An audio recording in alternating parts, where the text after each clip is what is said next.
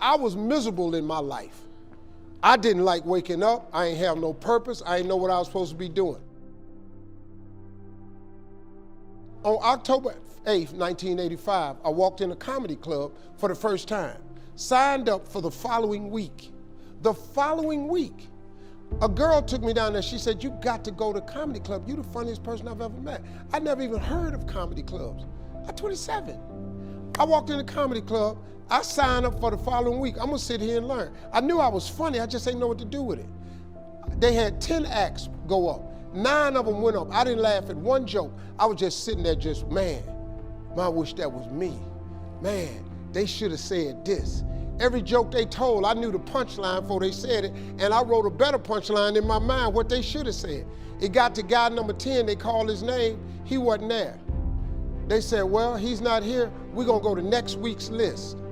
Steve Harvey, where are you? Long story short, I won amateur night that night. I won $50. It was a 45-minute drive to my house with this girl named Gladys. I cried 45 minutes. She said, "What you crying for? It ain't but $50. I said, no, you don't even understand. I was born tonight. I now know what I'm supposed to do. I went to work the next day, October 9th, and quit my job. With $50, I had nothing. I just never gave up. I'm gonna tell you something. That decision cost me everything I had. I lost everything. I lost my family. I lost friends. I lost everything. I became homeless. I lived in a car for 3 years. But I just saw this, I saw this vision. I just pursued it. I said, wow, that's it. You have to take chances in life. Life is about risk. If you play it safe in life, you ain't gonna have much of a life. If you play it safe, you won't have much of a life. Life is risk. It takes courage to pursue your dream. Now, it's gonna cost you something. Most people are not willing to pay what it costs to go after your dream, because you're gonna have to hurt a little bit.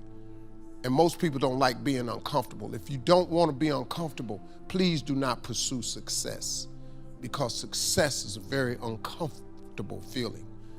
And I just learned to be comfortable being uncomfortable. Life is hard. See, for every time you have a plan, a dream, an aspiration, or a goal, do you know what happens every time you have one of those? This thing comes along called life. It happens to everybody. Life has disappointment. It's got peaks and valleys. You're gonna lose somebody you care about one day. That's a valley. Somebody gonna close the plant you thought was gonna stay open so you could retire. That's a valley. Somebody gonna fire you for an unjust cause. That's a valley. The people that got your credit card gonna sell their company, gonna sell their business to another credit card company. Your 18% go up to 26%. You don't even know why now your minimum didn't change. Cause it's life.